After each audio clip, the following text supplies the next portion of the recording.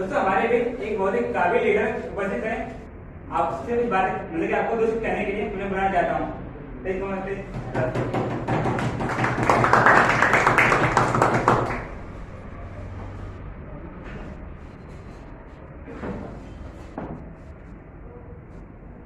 अपनी लाइफ में सक्सेस कौन कौन होना चाहता है? चलिए हम आप सबसे एक क्वेश्चन पूछते हैं, दांव पर क्या लगाओगे? बाकी रही जिंदगी क्या मांगे दांव पर क्या लगाओगे? वो आपको अपने आप से कमिटमेंट करना है। सक्सेस तो होने के लिए तो सभी ने हाथ ऊपर कर दिए, पर आप दांव पे क्या लगाओगे उसके सामने? सिर्फ समय देना पड़ेगा। समय और निष्ठा। श्री राम सभी जानते हैं ना, राम कभी भी भगवान राम नहीं बनते अगर वो अपने घर का त्याग न करते।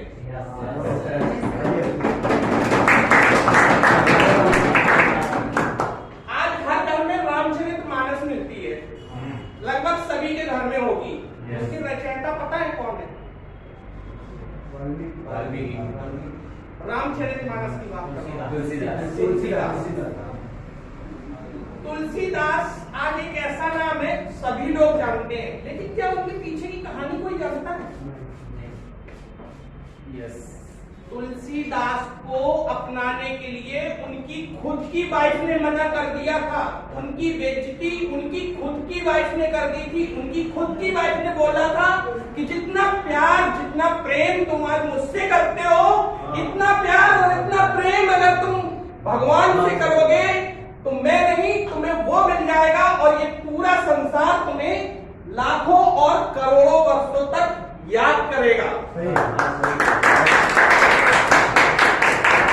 तो माय डियर फ्रेंड्स, अगर आपको अपनी लाइफ में सक्सेस पाना है, सफल होना है, एक सफल इंसान बनना है, तो सबसे पहले आपको यह सोचना पड़ेगा कि आप उसके सामने नेचर को, प्रकृति को क्या देने वाले हो। क्योंकि सभी को मालूम है बिना कुछ दिए कभी कुछ नहीं मिलता। राइट? आप मार्केट जाते हो, शॉपिंग करते हो, तो उसके बदले में क्या देकर आते हो? पैसे। आप किसी की तारीफ करते हो तभी बदले में आपको तारीफ मिलती है। सोशल मीडिया कौन कौन यूज करता है? फेसबुक लगभग सभी लोग यूज करते हैं ना? आपने कभी सोचा है ये कि आपके पोस्ट पर लाइक और कमेंट्स हमेशा वही लोग करते हैं जिनके पोस्ट पर लाइक और कमेंट आप करते हैं। तो ये दोस्तों प्रकृति का नियम है। अगर आपको कुछ चाहिए है तो उसके सामने आपको कुछ देना ही पड़ेगा। और सफल होने के लिए आपको कोई त्याग करने की जरूरत नहीं है, कोई ऐसा बड़ा बदलाव लाने की जरूरत नहीं है। केवल बहुत छोटी छोटी छोटी छोटी आपकी हैबिट्स सुधारने की जरूरत है, अपनी आदतों को चेंज करने की जरूरत है। सफल अपने आप हो जाओगे। जैसे सफलता का एक सिद्धांत है, सफल होने के लिए हर इंसान को अपने अंदर परिवर्तन लाना पड़ता है या बाहर? अंदर। राइट ना? सफल होने के लिए आपको कुछ इनर रूल फॉलो करने पड़ेंगे, ना कि आउटर रूल। क्योंकि बाहर नियम जो होते हैं ना, आउटर रूल, वो हम सबकी क्या केवल सुविधा के लिए बनाए जाते हैं। जैसे कि ट्रैफिक का नियम, लाल बत्ती क्रॉस करोगे तो क्या फाइन मार दिया जाएगा, हेलमेट नहीं यूज करोगे तो फाइन मार दिया जाएगा, है ना? तो जो आउटर रूल होते हैं वो केवल हमारी सुविधा के लिए बनाए जाते हैं। इनसे हमारी सफलता का कोई लेना देना नहीं होता। और आउटर रूल वो रूल होते हैं जो कि हमसे डंडे मार के भी फॉलो करवा लिए जाते हैं। अगर आप फॉलो नहीं करोगे तो डंडे। राइट ना? सही। जैसे दूसरा आउटर रूल है शादी और विवाह का नियम। लोग अपने अपने समाज में शादी करते हैं, अपने अपने धर्म के अनुसार शादी करते हैं। तो जितने भी आउटर रूल हैं इनका सफलता से कोई लेना देना नहीं होता। ये तो आपको फॉलो करना ही है। कभी घर वालों के डर की वजह से, कभी सिस्टम के डर की वजह से, कभी समाज के डर की वजह से फॉलो करना ही है। लेकिन असल में जो आपको सफलता दिलाएगा वो आपके खुद के अंदर के नियम है, इनर रूल्स। इनर रूल्स में सबसे पहले जो रूल आता है वो क्या होता है? अपने आप को महानता से घेरो। किससे घेरो? महानता से। क्योंकि संगत, कहते नहीं है, एक श्लोक भी है, श्लोक बोलो या कहावत, कि कबीरा संगति साधु की, जो गंधी का वास, गंधी जो कुछ दे नहीं फिर ही वास सुवास। आपने किसी स्पीकर बेचने वाले को देखा है कभी? जो ऐसे बैग में बहुत सारी सेंट की शीशियां रख के अपना बेचता है ना, आप उसके पास बैठ के देखना कभी। जब आप उसके पास बैठोगे ना तो आपको खुशबू अपने आप आएगी, आप उससे कुछ नहीं लेना, कोई भी पैसा इन्वेस्ट करने की जरूरत नहीं है, उससे इतना खरीदने की भी जरूरत नहीं है, लेकिन आपको वो सुगंध आने ही वाली है। सेम यही कंडीशन हमारी लाइफ में लोगों की संगति का होता है। अगर आप अपने आप को अच्छे लोगों के साथ बैठाते हो, उनसे बात करते हो, उनसे अच्छी चीजें सीखते हो, तो धीरे धीरे धीरे धीरे जो कुछ भी उनके पास अच्छाई है वो आपके पास आना शुरू हो जाएगी। जैसे कि यहाँ पर सबसे अच्छा लीडर कौन है? सब लोग फॉलो कर रहे हैं ना? धीरे धीरे उनके जो भी रोड मैप को तैयार करके दे रहे हैं आपको, उसी हिसाब से चल रहे हो ना? तो आज देख रहे हो परिवर्तन, आपको खुद दिख रहा है, किसी को बोलने की आवश्यकता नहीं है, आपको खुद अंदर से परिवर्तन दिख रहा है। दूसरा जो नियम है, हर दिन एवरी डे 1% बढ़ो।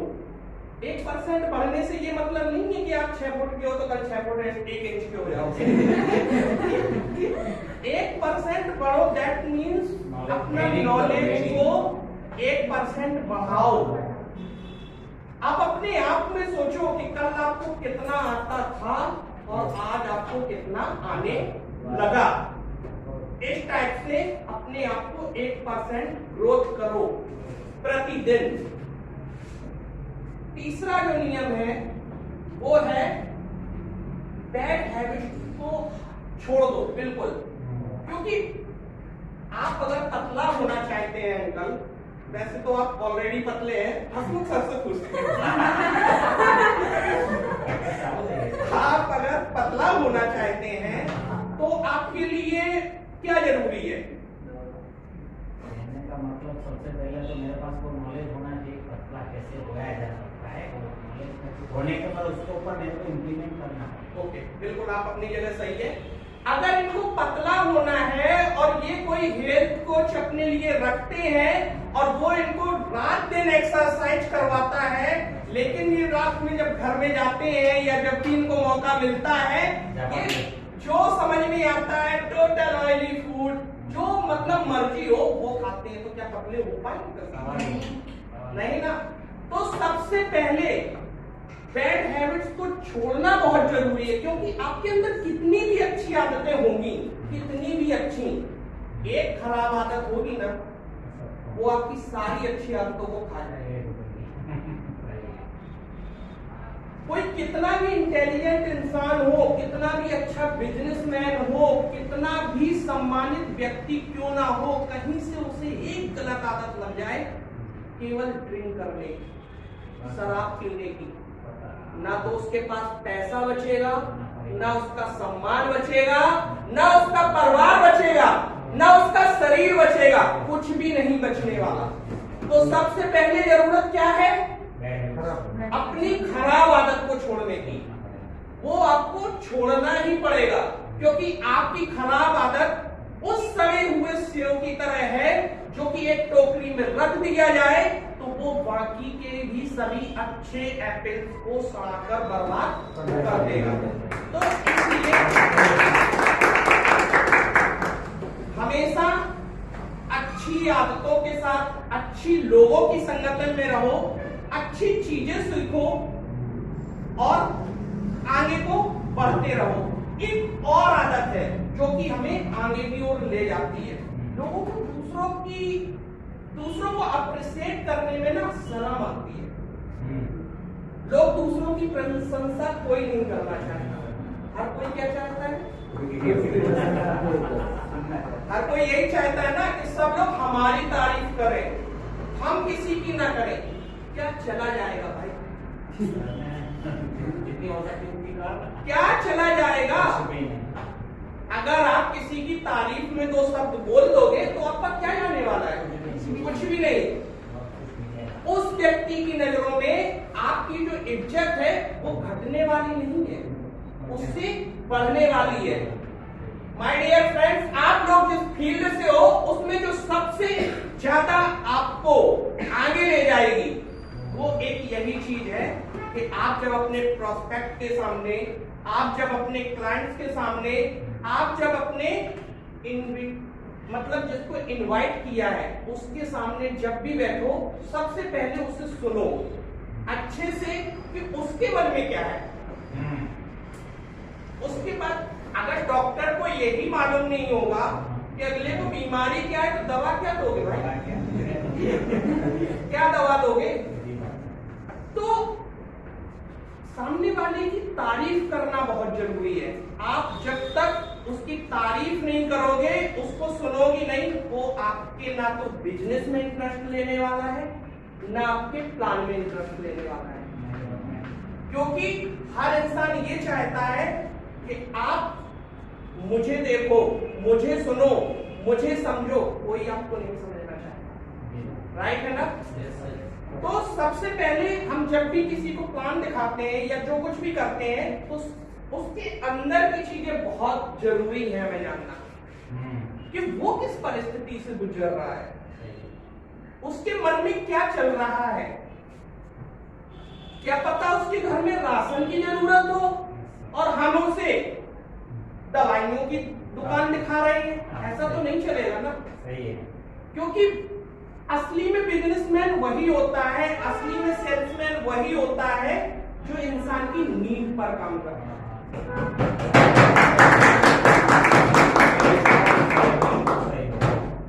अगर आपको आपका प्रोडक्ट बेचना है तो उसके लिए सबसे इंपॉर्टेंट चीज है कि आप उस प्रोडक्ट की नीड सामने वाले को समझाएं, उसे ये समझाएं कि इसकी जरूरत क्या है।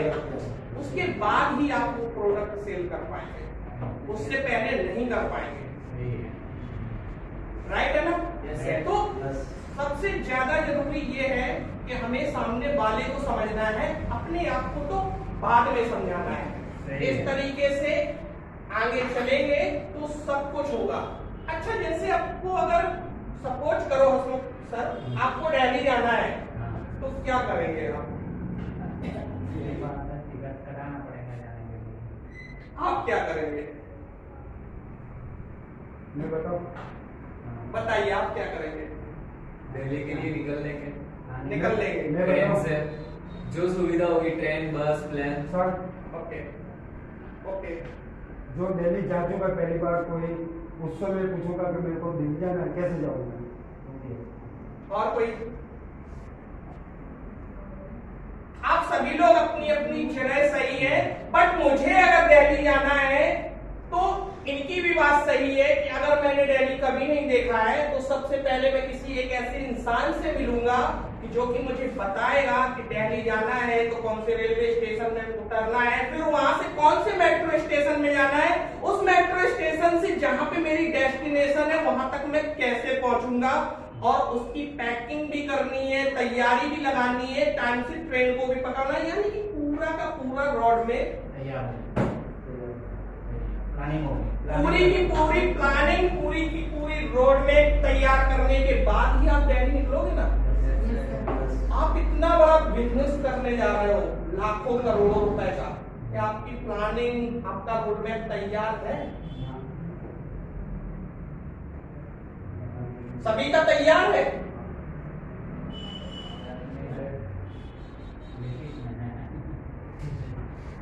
मुझे तो यहाँ पे एक ही दो लोग ऐसे दिखते हैं जो बिल्कुल जिनका तैयार है, फुल ऑफ एनर्जी। ये तो नहीं समझ में आता अभी।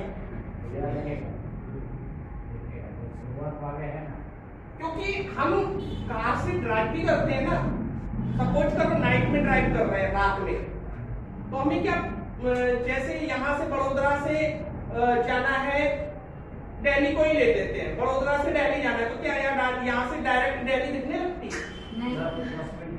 नहीं दिखती है ना, मुश्किल से 10 to 15 फीट की दूरी दिखेगी। उसके बाद जब हम वो दूरी क्रॉस कर लेंगे तो फिर आगे की दिखेगी। यही चलता रहता है ना। हमें जो मंजिल पर पहुंचना है, जैसे कुछ लोग न्यू कमर्स हैं, नए आए हैं, उनको गोल्ड बनना है, तो अभी उनका सपना क्या, गोल्ड बनने का है। और जो गोल्ड हो चुके हैं उनका सपना डायमंड बनने का है, और जो डायमंड होंगे तो उनका सपना डबल डायमंड बनने का है।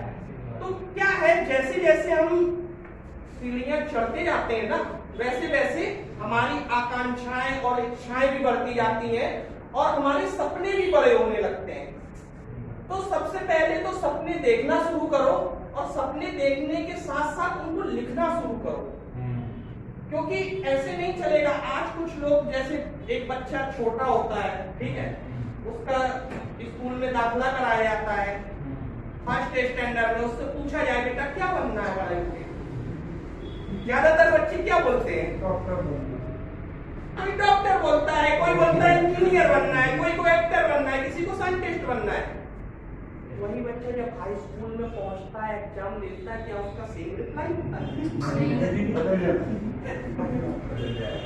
बदल जाएगा ना, क्योंकि उसको उसकी औकात पता चल जाती है हाई स्कूल के एग्जाम में कि वो साइंस में अच्छा नहीं है इसलिए वो डॉक्टर नहीं बन सकता, वो मैथ में अच्छा नहीं है इसलिए इंजीनियर नहीं बन सकता, उसे बायोलॉजी अच्छी नहीं आती है, ज्योग्राफी अच्छी या नहीं आती है, या फिजिक्स अच्छी नहीं आती है, तो इस तरीके से वो साइंटिस्ट भी नहीं बन सकता।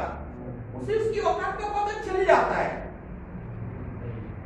तो मेहनत करो, फील्ड में निकलो, अपने आप सब कुछ पता चल जाएगा कि आप में कितनी कैपेसिटी है, आपके अंदर कितनी कैपेबिलिटी है, आप कितना लोगों को कन्विंस कर पाते हैं या लोग आपको कन्विंस करके चले जाते हैं। Thank you.